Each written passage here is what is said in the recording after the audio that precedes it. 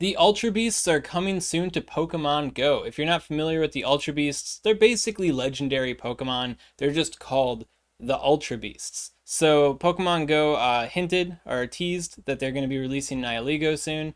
And if Nihilego comes out, well then, the other Ultra Beasts are sure to follow. So in this video, I'm going to just go over some light speculation, sprinkle a little bit of information about these Pokemon here for you, so you know which Ultra Beasts are going to be important to look out for the raid and PvP metas. This video draws inspiration from the Ultra Beast speculation on future viability article from Tyler from the Game Press crew here. So link in the description to that article if you want some more details on the Ultra Beasts, or if you want to reference this information in a text-based format. But without further ado, let's get into the video here. So starting out chronologically, we have Nihilego. Nihilego is going to be the first Ultra Beast that we get in Pokemon Go, likely coming out June 5th. Part of the Go Fest event. That's the current speculation, not official, but it is the one that was teased in the promotional material. And this is an Ultra Beast I've already done like an in-depth guide video on, talking about like how good it's going to be in raids, raid counters, and how good it's going to be in PvP. So link up above and description to that video if you want even more details on our first Ultra Beast here. But to give you a quick TLDR of that, this Pokemon could very well be the best poison type attacker in the game when it comes out, beating out Roserade as so long as it gets the right moveset. And I mean, that's going to be the common thing with all the Ultra Beasts here, is that we don't know what the moveset is going to be for them just yet. We do know what moves they have available to them from the main series games, so drawing from that, and then, kind of using predictions based on what moves Pokemon Go has given Pokemon in the past, we can kind of craft an idea of what moves they might get. So yeah, if this thing gets Acid or Poison Jab as fast moves, and it gets Sludge Bomb as a charge move, then it will beat out Roserade. But if it doesn't get the right combination of moves, it might be a little bit behind Roserade. So fingers crossed things work out for Nihilego here. When it comes to the PvP side of things, I don't expect a whole lot from it in the Ultra League format. In the Master League, though, it could be an interesting hard counter to Zacian, being a Poison Rock-type Pokemon. Sorry if I didn't mention that earlier, it's a Poison Rock-type Pokemon. And yeah, so Zacian really doesn't want to fight this thing. You can fully farm it down if you get Poison Jab, so please get Poison Jab Nihilego. But yeah, it could make an interesting splash there. The problem that it has, though, is in other matchups, especially against like Steel and Ground-type opponents, it really doesn't have anything to really do against them. So depending on how the meta shapes up, bringing Nihilego might not be the best idea in the Master League, but it's all very circumstantial, right? So I think that right now we can say for sure that this thing has Master League potential. We're going to really have to wait on the moveset to see how things really shake out for it, though. Next up, we have Buzzwole. Buzzwole is a bug fighting type Pokemon, much like Heracross, and it is thick. It is thick, it is muscular, it is tough, and if it gets the bread and butter counter dynamic punch moveset, it could be pretty good as a raid attacker. Switching over to the DPS TDO spreadsheet here on Game Press, you can see that it is a little bit behind Conkeldurr in overall DPS to the third power times TDO performance. Conkeldurr does have slightly higher DPS than the Buzzwole does. Buzzwole is a little bit on the tankier side, having slightly higher TDO. So ultimately it comes down to if the bug type resistances help it or hurt it in a specific fight, assuming it gets counter and dynamic punch to begin with. And when it comes like compared to other Pokemon that pray that they may get counter, Buzzwole does get counter in its natural like leveling up learn set in the main series games. So I think there is a solid chance for Buzzwole to get counter in its move pool. But yeah, not a redefining fighting type Pokemon for raids, but definitely a formidable one. Switching things over to the bug side of the force, looking at the best DPS options, if Buzzwole gets Bug Bite plus Bug Buzz, it could be one of the better bug type attackers out in the game. Pheromosa is another Ultra Beast we'll talk about later. She's got a way higher attack stat, so if she also, being a bug type Pokemon, gets Bug Bite and Bug Buzz, it could eclipse Buzzwole a little bit here. But aside from Pheromosa, I mean, we got Mega Pokemon, which you can only bring one of to begin with to the raids. We got Shadow Pokemon, and then we also have the unreleased Volcarona, once again, if it gets the bread and butter Bug Bite, Bug Buzz moveset, then it could beat Buzzwole out in DPS as well. But as far as options that, are currently in the game, and looking at this, I guess, chronologically, because Pheromosa will likely come out later than Buzzwole will, Buzzwole does seem to bring a bit to the bug type table as well. And as I'm going to talk about shortly here, Buzzwole does also look quite good in Master League PvP as well. So I think Buzzwole could be a good all-arounder addition to people's accounts, assuming it gets a good move pool, right? It could be a bug type attacker, it can be a fighting type attacker, and it can also be a good PvP Pokemon. When it comes to Buzzwole in the Master League PvP, one really huge perk it has going on for it is that it's so bulky, it's got so much defense, that it's actually taking one less damage from Dialga's Dragon Breath attack compared to like Zamazenta or Conkeldurr there. Which means that if it just gets a simple bread and butter like counter dynamic punch, rock slide kind of moveset, it would be that much further ahead of all other fighting types that we currently have available to us in Master League PvP. And then to add to that, Buzzwole does have a slew of coverage moves and a lot of interesting attacks that it could bring to the table as well, such as lunge, rock slide.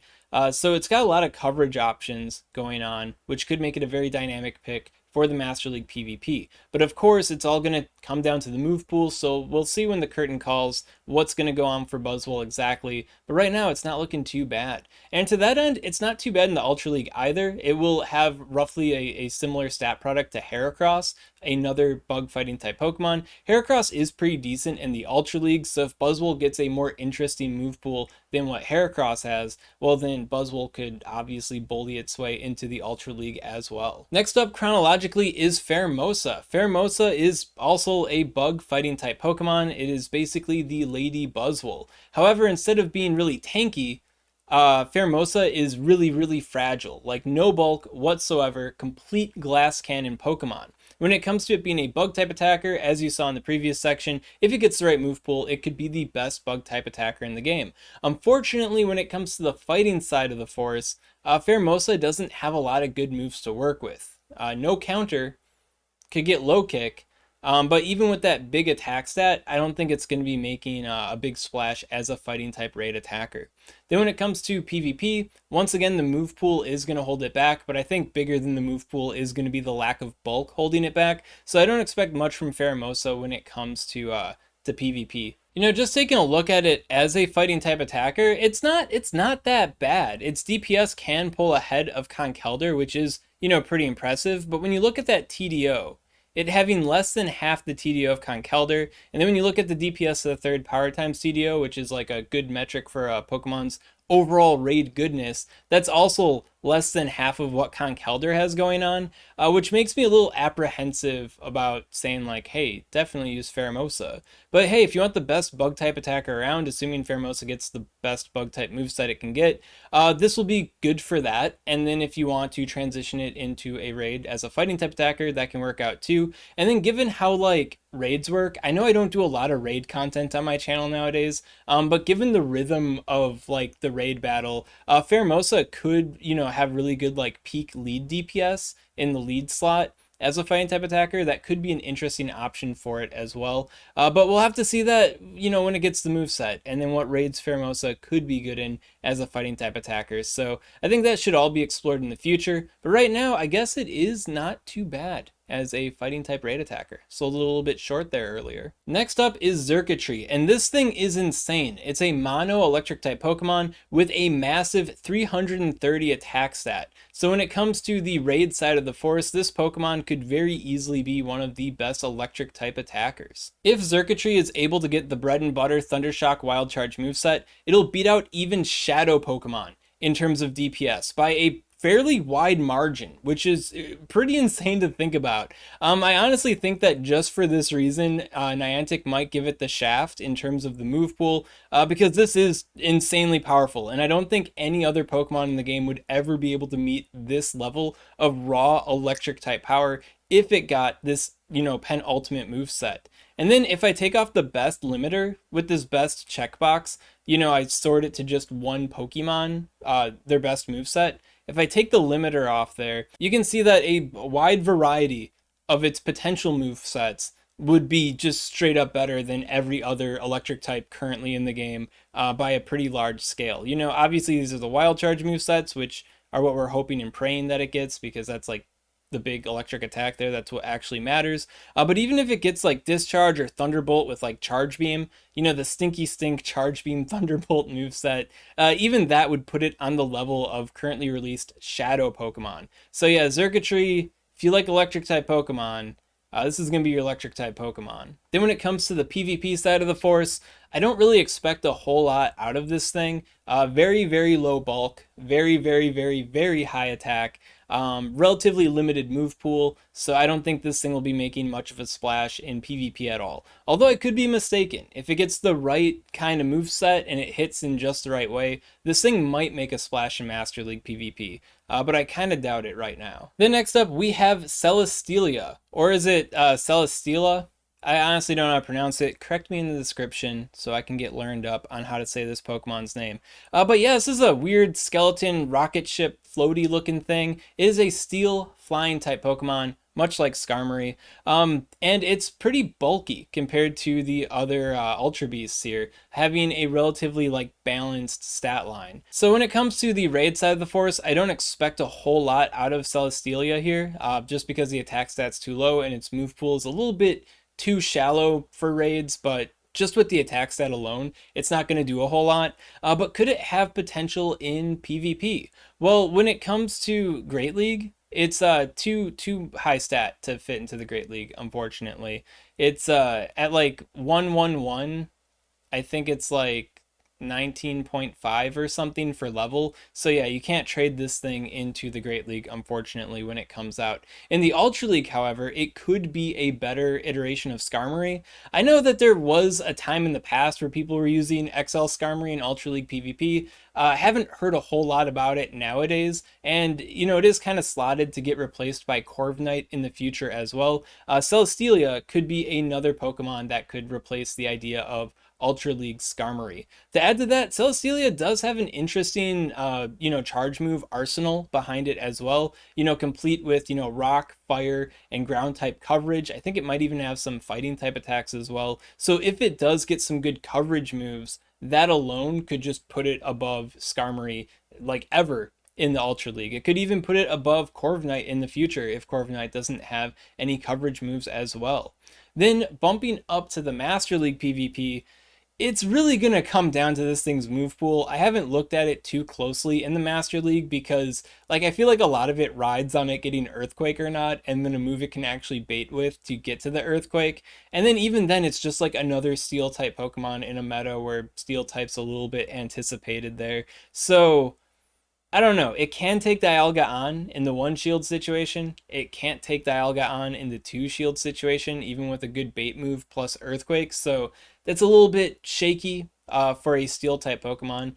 I think it could do some interesting stuff though, but I think we really have to wait on what the move pool is before we dig deeper than this. Next up is Kartana. Much like Xurkitree, Kartana has like a wicked crazy high attack stat of 323 and basically no bulk to speak of. Kartana is a grass and steel type Pokemon, so it definitely will be shaking stuff up in terms of being a raid attacker goes. Provided that Kartana gets both Razor Leaf and Leaf Blade in its move pool, it could overtake basically every single grass type Pokemon, Shadows included, in DPS as a grass type raid attacker. Now, when it comes to getting Razor Leaf, I think that's the kind of the big if here, because Leaf Blade, this thing is Kartana. It's like made out of blades. And if it doesn't get Leaf Blade, I think that would be insane. I could see Niantic doing it, but at the same time, I think it would be very odd if Kartana didn't get Leaf Blade. So I'm at least expecting Leaf Blade. Razor Leaf, however, could be up in the air a little bit. So if it doesn't get Razor Leaf, then it won't have a stab grass type fast move, which isn't exactly great. But Leaf Blade being a 33 energy cost charge move suggests that it could keep up with the Joneses in terms of grass type DPS, at least beating out Shadow Venusaur at the very least. Just because Leaf Blade comes so frequently, it's so powerful, it'll be taking enough damage where it can accelerate to those Leaf Blades pretty quickly. So Razor Leaf or not, I think Kartana is going to be a grass type force. Now if you're curious about it as a steel type Pokemon, Kartana doesn't have any steel type attacks that are moves right now in Pokemon Go. So It has nothing, not even a charge move. So it's not going to be redefining what a steel type attacker is, but grass type, I think we got a really big grass type on our hands in the future here.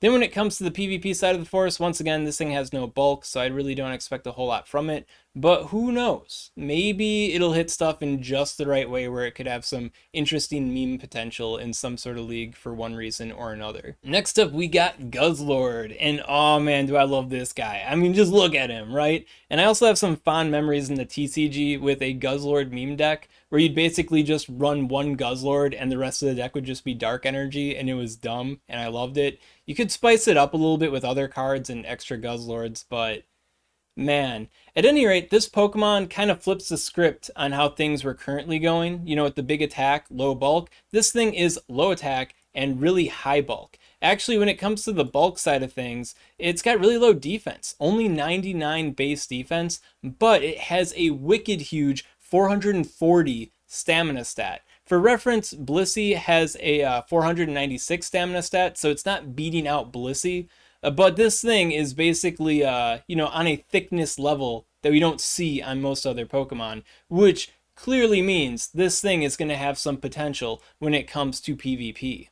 Now, when it comes to its typing, Guzzlord is a Dragon Dark-type Pokemon, much like Zweilous. So being like Zweilous, it's going to have some Zweilous issues when it comes to fighting and fairy-type attackers. Ultimately, at the end of the day, more so than anything else, you know, move pool is going to define just how good Guzzlord is going to be. When it comes to Great League PvP, I believe you can trade into a Great League Guzzlord, so this thing will offer some interesting competition to Zweilous. Zweilous does have Dragon Breath with the Body Slam, which is, you know, pretty powerful and spammy, but Guzzlord has Dragon Tail, which is as good as Dragon Breath, and it brings a wide variety of charge moves to the table. I mean, Zweilous also could potentially have a wide variety of charge moves, but it got what it got, so I think we're really going to have to wait to see what Guzzlord gets, because that's really going to define how interesting it's going to be in the Great League and in the Ultra League. When it comes to Master League PvP, I don't think it's got enough to keep up with the big boys. I could be mistaken here, but given that Zacian's still kind of running the roost when it comes to Master League PvP, and you know, Dragon Breath users are quite literally everywhere, I think it's going to be really hard for this Dragon Dark type Pokemon to make any headway in the Master League. But when it comes to the Great League and the Ultra League, Guzzlord could be a force, especially with that massive HP stat. I actually ran a simulation in the Ultra League of Guzzlord versus Registeel, and this thing has so much HP that it can actually tank a Focus Blast, like in the 2-shield situation, and possibly flip that matchup, moveset depending. But I thought it was interesting, it just taking a full force Focus Blast like that, and like not even flinching, because it has such a gargantuan HP stat. This thing is, I don't know, I don't think it'll be a menace because it does have, you know, such big common weaknesses, but I think this thing will be good. Hopefully it gets a good move set, right? Next up is Poipole and Naganadel. Poipole evolves into Naganadel. Poipole is a poison mono type Pokemon. Naganadel here is a dragon poison type Pokemon. And its normal form is purple, but the folder I use to use like GIFs like this, for whatever reason, doesn't have normal Poipole or Naganadel in it. So that's kind of weird.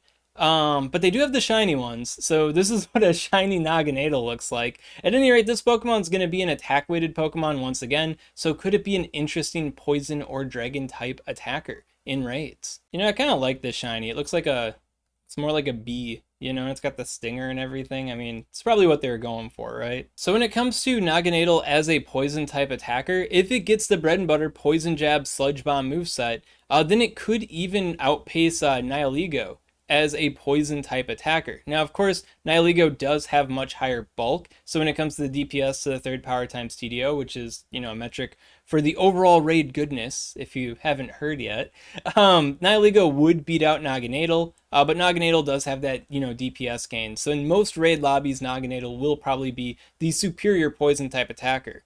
I wouldn't worry too much about, you know, powering up Nihilego now or later, though, especially if Nihilego does get a good poison type raid moveset, because, you know, we get Nihilego now, Naganadel is pretty far down the line when it comes to Ultra Beasts, so if you want some variety action too, and then Nihilego also has some Master League potential. Once again, all of this moveset depending, of course, right?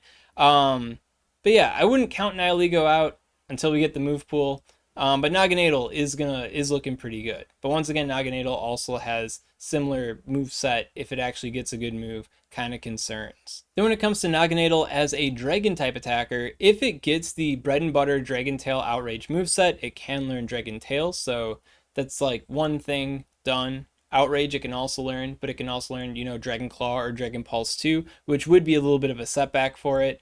But yeah, it appears that Naganadel would be on the level of most other kind of B-list Dragon type attackers. It wouldn't be one of the Big Daddy main Dragon type attackers, but it would function well in the Dragon type role if you want some variety or cross utility with it as a Poison type raid attacker. So I think overall Naganadel would be a pretty good addition to a Raiders roster, once again provided it gets the right moveset. And yeah, you can see here the natural colors for it, I guess if you squint a little bit, are like a fuchsia and a purple, right? So yeah, I don't know why the folder I have doesn't have Naganadel in it. It's got the shiny though, so a little bit of a spoiler there for the shiny for you guys. Next up, we have another fun one here. It is Stakataka. This thing stacks, it attacks, but most importantly, it's got your back, right? So this is a rock steel type Pokemon, much like Bastiodon. Also like Bastiodon, it has a wicked high defense stat of 298 and a relatively low stamina stat of 156. The attack stat is kind of in the middle of the road, 213. Basically, this Pokemon's stats are so much that it's too big for the Great League, so it's not going to be replacing Bastiodon anytime soon, but it could function as an interesting sort of like Ultra League Bastiodon, potentially, right? When it comes to it as a raid type attacker, it doesn't have any steel type fast moves, so I don't think we'll be seeing it there, but it does have some rock type moves to work with. Even if Stakataka does get the most ideal moveset with Rock Throw and Rock Slide, you can see that its DPS is a little bit lacking here. Ends up being less than Gigalith's DPS, which is a little bit unfortunate. Gigalith already getting a very ideal rock type moveset to add to that as well.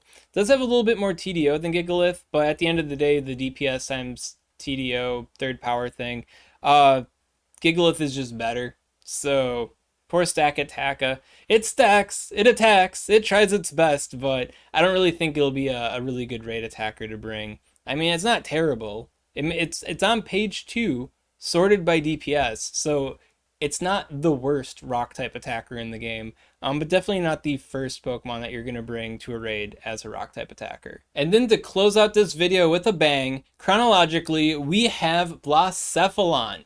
Yes, this is a Pokemon, ladies and gentlemen. This is not a Digimon.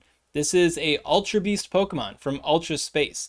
And this Pokemon here, its special signature thing that it does in the main series games is it throws its head at its opponents and its head explodes. So Blacephalon, yeah, definitely an interesting thing made out of nightmares here. It is a fire ghost type Pokemon, much like Chandelure, and like some of the other Ultra Beasts we talked about, such as Xurkitree here, this thing has a wicked high attack stat of 315 and basically no bulk to speak of. So this Pokemon being a good fire or ghost type raid attacker, it all comes down to the move pool. But yeah, this thing definitely has some solid potential as both a ghost and fire type attacker. Taking a look at it on the DPS TDO spreadsheet, you can see here that Blacephalon beats out basically every single ghost type attacker in the game except for Mega Gengar with the bread and butter Shadow Claw, Shadow Ball moveset. And interestingly enough, if I take off the best filter here, and if you're a Niantic employee, please turn off the video now. I don't need you guys knowing this and ruining Blacephalon. But even if Blacephalon gets cursed with the fast move Astonish, it'll still be the best non-mega ghost type attacker in the game. So I think that just gives you a pretty good idea of just how much its attack stat matters for its performance, and I guess how much Shadow Ball can matter for performance as well. Because Astonish or Shadow Claw does not matter. This thing is going to be a powerful ghost type attacker, as long as it gets Shadow Ball as a charge move. Then when it comes to it being a fire type raid attacker, as long as it gets Fire Spin and Overheat, and I think other fire type charge moves can work as well, like if it got Flamethrower instead, I think it'd still be perfectly functional. Blacephalon can beat out Shadow Moltres, the best fire type attacker right now in the game that is not a mega Pokemon. Blacephalon can overtake it. Now, it doesn't overtake it in DPS to the third power times TDO because Blacephalon is just that glassy that I guess shadow Pokemon are thicker than it. But this DPS is definitely telling that this would be a powerful fire type attacker as long as it got Fire Spin and Overheat. And when it comes to Overheat, the whole thing is exploding. I think it's going to get Overheat. If it doesn't get Overheat, I think that'll be a little bit of a travesty there. Fire Spin, it might not get Fire Spin. We might see Ember, we might see Incinerate. Even with that, though, I think Blacephalon will be a pretty powerful fire-type force in the raid meta. When it comes to the PvP side of things, I think Blacephalon does have some interesting potential wherever Chandelure is already seeing some success. If the way the matchups play out, if the drop in bulk doesn't really hurt the matchups, it doesn't get KO'd any sooner than Chandelure, then the higher damage could make it more powerful than... Is that blinking? I just noticed that. Oh my god. So those are its eyes. The yellow. You can see it blink right there. Wow. It could work maybe if it got the right move pool, but it's probably going to be worse than Chandelure in PvP. And we don't really see Chandelure at all, so take that for what you will. And then finally, we have Necrozma. And Necrozma isn't technically an Ultra Beast. Yeah, it's interesting. If you think about the lore of it, Necrozma, Cosmog, Solgaleo, and Lunala could all technically be considered Ultra Beasts because they are from the lore, I believe technically from Ultra Space. And I'm not the lore master here. I've never finished Sun and Moon, and I haven't played Ultra Sun or Ultra Moon. But from what I've been reading, while these are from Ultra Space, they are technically Ultra Beasts. It's not an Ultra Beast. So this is the Ultra Beast speculation video. And while the anime does call this thing Ultra Beast Black, it's not actually an Ultra Beast. So yeah, even in the TCG, Ultra Beasts get this distinction. A little tag is on them that says Ultra Beast. And Necrozma does not have the tag. It is not an Ultra Beast. What makes this even weirder, though, is that Necrozma does have multiple forms. It's got the Duskmane form, it's got the Dawnwing, and it's got Ultra Necrozma forms. And in the TCG, those are considered Ultra Beasts, but normal Necrozma isn't considered Ultra Beasts. And it's like, like Duskmane is the fusion of Solgaleo and Necrozma. Necrozma like takes over its body or whatever and becomes this cool tiger thing with arms. And while they're both not Ultra Beasts, that's an Ultra Beast, so I don't know what to make of it. Basically, once we finally get Necrozma like teased in the game, I think I can cross that bridge then. But for now, know that there are more Pokemon to come, and this thing is thing's interesting. Multiple forms, crazy. At any rate, that's all I gotta say about the Ultra Beasts right now. If you got any questions on this content, of course, comment below. Let me know what's up, and I'll be happy to help you out. And if you enjoyed this kind of content, you want to see more like it, well, make sure to subscribe to SwagTips. SwagTips. I'd also like to give a special shout out to these Patreon supporters. If you want to support Swagman on Patreon, link in the description. It doesn't even get like Metal Claw? Come on, man. I mean, I guess it doesn't have claws, but